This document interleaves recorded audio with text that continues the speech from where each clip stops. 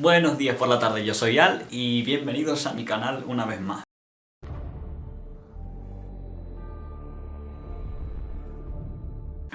Hoy os tengo planteado hablaros de una escultora que ha quedado un poco en la sombra del siglo XVII, o sea, un poco lejos. Es una escultora que debería ser más reconocida a nivel histórico, debería darse más en las clases de historia del arte. Yo no sé por qué no dan a esta fantasía de señora en las clases de historia del arte, en bachillerato, en la universidad. Muy pocas veces hemos oído hablar en general de mujeres artistas y yo creo que esto es un grave error. Deberíamos rebuscar un poquito en la historia y sacar a la luz a esas mujeres artistas maravillosas que quedaron atrapadas en esa oscuridad de tantos artistas hombres famosos. La forma de relatar la historia simplemente se deja para los vencedores, como siempre se ha dicho. Pero bueno, hoy les voy a hablar de esta escultora que se llama Luisa Roldán y se la conoce encima por la Roldana, porque era hija de Pedro Roldán, un famoso escultor del siglo XVII también, al que le llegaban la mayoría de encargos escultóricos, sobre todo de imaginería religiosa, no tanto pública, pagana por decirlo de alguna manera, pero era un escultor bastante famoso con una larga carrera y tuvo varios hijos que estuvieron en su taller ayudándole, obviamente. Una de ellas fue Luisa Roldán. Luisa Ignacia Roldán y Villavenecio. ¿Villavenecio? Villavicencio. Joder, a todos los apellidos los pronuncio fatal. No sabemos casi nada de ella. Al principio ni siquiera sabíamos cuándo había nacido. Gracias a Dios que encontramos su partida de nacimiento en la iglesia de Santa Marina, en Sevilla, que era la iglesia de Santa Marina porque ya no es la iglesia de Santa Marina. No su partida de nacimiento, sino su partida de bautismo. O sea, ni siquiera es la fecha de nacimiento exacta, simplemente es el día que la bautizaron. Es una nota que normalmente escriben todos los sacerdotes de bautismo que se realizan en las iglesias. Encontraron la siguiente partida. Y leo textualmente: en la ciudad de Sevilla, domingo 8 del mes de septiembre del año 1652, yo, el licenciado Pedro Ambrosio de Poblete, cura de esta iglesia de Nuestra Señora de Santa Marina, de Sevilla, bauticé a Luisa, hija de Pedro Roldán y doña Teresa de Jesús, su legítima mujer. Fue el padrino Juan Peral Crespo, vecino de la Magdalena. A Monsete el parentesco espiritual. Firmado ut supra Pedro Ambrosio de Poblete.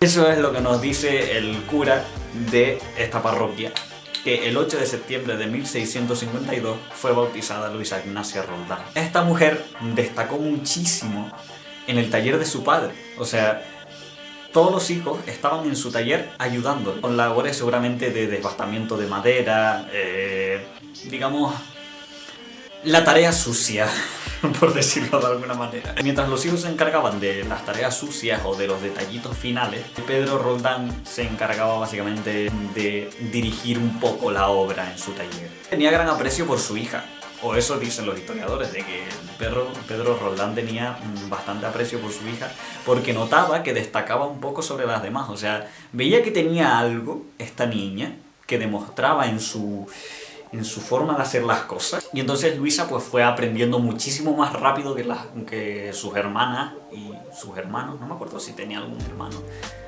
Creo que solo se mencionan hermanas. Y esto llegó a tal punto que a Pedro Roldán le encargaron una talla de la Catedral de Sevilla para que hiciese un San Fernando. Y entonces hizo una imagen que fue rechazada porque no les gustó. O sea, no les gustó para nada la imagen que había hecho Pedro Roldán. Yo me imagino al pobre Pedro, todo deprimido, diciendo: me cago en todo, me han rechazado este encargo. Y cuando volvió la talla al taller, Luisa cogió y dice: espérate, es que tú no lo has entendido, ¿no ves que esto está muy tieso? Entonces Luisa cogió, le arrancó las piernas a la talla, a San Fernando, le cerró la cabeza, o sea, lo decapitó, hizo una decapitación a lo guillotina, como en la Revolución Francesa, igual. Le quitó los brazos también y los cambió de posición y quedó tal que así, consiguiendo muchísimo más movimiento. Yo me imagino, no hay registro de cómo era la imagen antes de que Luisa la retocase, pero yo me imagino que sería totiesa Luisa le dio muchísimo más dinamismo, con esa pierna adelantada le da un poquito más de vida a la imagen, y esta vez sí fue aceptada por el Consejo Catedralicio, y es más, con todos los honores. O sea, Luisa le hizo un turn down for what al pobre Pedro Roldán. El pobre se habrá quedado todo avergonzado. Mi propia hija me ha superado. Cuando en 1670 llega al taller un jovenzuelo maravilloso del que Luisa se queda enamoradísima. Este jovenzuelo vino seguramente de aprendiz para el taller. Se llamaba Luis Antonio de los Arcos. Deciden casarse entre los dos, o sea, los dos quedaron enamoradísimos y decidieron casarse. Pero, adivinen qué, Pedro Roldán no quería que Luisa se casase con este tío que no tenía ni idea de escultura, ni iba a tener un sueldo grande para sostener a su hija. Los dos, por su cuenta, deciden coger y casarse a escondidas. Declararon ante un juez que querían casarse, que estaban enamorados y querían casarse, y pues les concedió el permiso de casarse. Y Luisa se independizó. O sea, se casó con Luis. Luisa y Luis, ahora que lo veo. Luisa se casó con Luis para divorciarse de su padre. Dicho poéticamente. Esta mujer, con dos cojones, dijo: me voy a divorciar porque estoy enamorado de este tío y yo soy mucho mejor que tú. Y bueno, comenzaron entre ellos dos, porque los dos eran escultores, un propio taller. En Sevilla, se montaron su propio taller, pero no tuvieron mucho éxito. Simplemente se dedicaron a hacer imágenes vestideras que tienen nada más que talladas la cabeza, las manos y algunas veces los pies. Normalmente no se pagan mucho por estas imágenes, o sea, son como maniquíes, por decirlo así. Entre los dos hicieron una imagen para Cádiz, que es este Cristo, que es precioso, o sea, es una imagen preciosa, y le flipó, a los gaditanos les flipó este Cristo. Y entonces dijeron: yo quiero que Luisa esté en mi territorio. Y entonces el matrimonio se trasladó a Cádiz en la década de 1680 y continuaron su taller en... Arañita, ¿qué haces aquí? Bájate. Continuaron su taller en Cádiz y les empezó a llegar un montón de encargos. Les empezó a llegar muchísimos encargos de todas partes. Empezaron a tener una gran afluencia económica y surgieron para arriba. O sea, empezaron a hacer un montón de encargos por todas partes, sobre todo para la Catedral de Cádiz. Imágenes de bulto redondo, como el Cristo que vimos antes. Estas imágenes de bulto de redondo eran más pesadas, llevaban más material y obviamente están trabajadas de arriba abajo completas, por lo tanto valen mucho más, eran muchísimo más caras que las imágenes vestideras. Y eso, pues, fue maravilloso para el matrimonio. Además tuvieron su primer hijo y todo iba perfectamente. Creo que llegaron a tener 8 hijos. ¿Estás grabando, querida? Porque es que... grabando, es que tengo miedo de que yo esté aquí hablando de repente solo y no se esté grabando nada. Lo mejor de todo es que Luisa se encargaba de la mayoría del trabajo en el taller y el marido era el que salía a buscar los encargos. O sea, por culpa de la época, que tenía una situación bastante machista de que la mujer debería quedarse en casa trabajando con los hijos y las tareas del hogar, y el hombre era el que debía salir afuera, pues Luisa a escondidas trabajaba en el taller.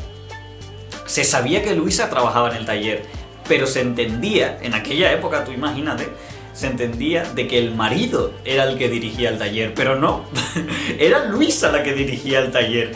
Ella era la fucking ama que se ponía ahí a tallar, a hacer la mayoría de las obras, y era, digamos, la mente que diseñaba todo. Muchas veces era el marido el que firmaba los contratos y el que firmaba las obras. O sea, de verdad, ¿por qué la historia es tan cruel con las artistas? Ella misma fue a solicitarle a Carlos II, que era el monarca de aquel entonces, de la década de 1680, que quería ser escultora de cámara. Ninguna mujer, absolutamente ninguna mujer, hasta ese entonces, había logrado ser escultora de cámara. O sea, no sé si ustedes comprenden lo que verdaderamente significa que en 1680 en pleno siglo XVII, una mujer con sus santos ovarios dijese: voy a ir a la corte y le voy a pedir al rey en persona que quiero ser escultora de cámara. Es maravilloso, es putamente maravilloso. O sea, esta mujer tenía un espíritu impresionante. O sea, es que es maravilloso. Yo me quedo maravillado. Dejó 3 obras. Y estas 3 obras fueron evaluadas y vistas por el rey y por la corte para ver si era digna de ocupar el puesto, porque es algo muy importante ser escultor o pintor de cámara, porque eso significa que tienes un sueldo fijo que te mantiene. O sea, era lo que quería Luisa realmente, no depender tanto de los encargos de las parroquias o las iglesias, sino tener un sueldo fijo y trabajar para el rey. Entonces, el 15 de octubre de 1692, Luisa consigue ser escultora de cámara del rey Carlos II. La primera mujer imaginera y escultora que consigue alcanzar este puesto. O sea, ¡qué maravilla! Esta etapa madrileña, porque tuvieron que mudarse a Madrid, obviamente, que era donde vivía el rey, se dedicó a hacer estas esculturas maravillosas que son flipantes, son una maravilla, y eso que son pequeñas. O sea, son unos grupos escultóricos que hacían para la nobleza, para sus colecciones particulares. O sea, el color que tienen esos ángeles, el pliegue de las ropas y esos colores vivos, en pleno barroco, que más adelante les diré un poco lo que significa el barroco y el contexto sociocultural que tenía Luisa. Aparte de estos pequeños grupos escultóricos, empezó a hacer también esculturas para el rey, que le encargaba al rey diferentes esculturas de vírgenes, de santos. Pero aunque parezca que todo le iba perfectamente a Luisa, llega de repente un cisma. El rey se muere y cambian de rey. Y ahora es Felipe V el que dirige la nación, y Luisa tiene que volver a demostrarle al rey que vale para ser escultora de cámara. Y lo consigue otra vez, pero España está sumida en una absoluta pobreza.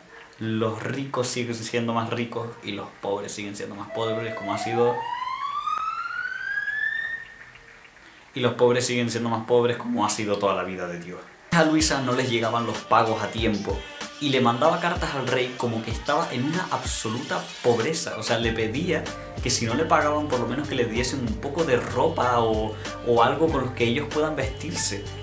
O sea, esto es muy triste, que para la primera escultora de cámara que llega a este puesto, a este grandioso puesto, no pueda triunfar porque sigue perteneciendo a la clase campesina, y a los reyes pues no les importaba poco.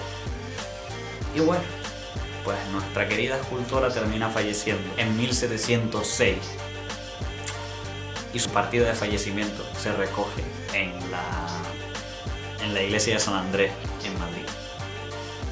Una de las esculturas que más me gusta de esta escultora es una escultura que os la voy a dejar por aquí, que es San Miguel derrotando al demonio. Y la verdad es que es una maravilla. O sea, miren esos colores, es que es una fantasía, y ese movimiento del ángel y del demonio también. Pues resulta de que es un autorretrato de Luisa, y no se sabe si el demonio realmente es su marido. Pero es que dentro de la escultura, normalmente los escultores solían poner unas notas dentro de las esculturas para datarla y para firmarla. Se recoge que Luisa expresó en esos documentos que amaba a su marido completamente todavía. Entonces, ¿por qué lo retrató como el demonio mientras ella lo derrotaba? Es un poco irónico, pero no sé, o sea, esta escultura de verdad ha sido una de las mejores de Luisa. Está llena de diagonales por todos lados, muchísimo movimiento, pero no tanto dramatismo. O sea, lo que me gusta de esta escultora es que consigue combinar el dramatismo del barroco con una dulzura impresionante. Como, por ejemplo, se ve a un niño Jesús, vaya, es la guagua. Normalmente suele venir a la hora de las 7 y se pone a tocar la pita. Miren a ese niño Jesús, que camina, o sea, que da sus primeros pasos, es muy tierno. Pues ahora viene algo que les va a impactar a todos. Porque en 2018, hace 2 años, se encontraron 8 obras en la basura de Luisa. Encima de que esta mujer no tiene tanto prestigio, no es tan reconocida, encima le tiran las obras a la basura. Y estos 8 ángeles fueron realizados para la Catedral de Cádiz. No sé si a ustedes les está afectando igual que a mí, pero que tiren una obra de arte a la basura es fuerte. Las 8 piezas estuvieron durante años en la cripta de la catedral, junto con otras tallas en desuso, en el blog de Gente de Paz, por si queréis leer la noticia completa. Y yo la verdad es que me quedo alucinado con la falta de respeto que tenemos un poco por las obras de arte a veces. Sobre todo a la gente que se pone a pintar las estatuas en la calle, aunque no parezcan, esas estatuas son obras de patrimonio. No se pueden estar pintando ni estar destrozando por mucho que tú estés enfadado con el régimen o con el gobierno patriarcal. No se puede, chicos, hay que tener un poco de... Y ya sabéis, si os ha gustado este vídeo, denle a like, suscríbanse, denle apoyo, compartan para que no solo este vídeo se conozca, sino que más gente sepa de esta escultora que ha quedado muy escondida y que para mí tiene muchísimo más valor que, por ejemplo, otros escultores como Martín Montañés, que se le ha dado mucho bombo últimamente, que sí es un buenísimo escultor, pero para mí esta mujer de verdad ha superado con creces a muchos escultores. O sea, yo creo que es hora de que se merezca estar donde se merece estar. Suscríbanse para ver más vídeos como este y nos vemos en el siguiente vídeo. Que sigan todos bien.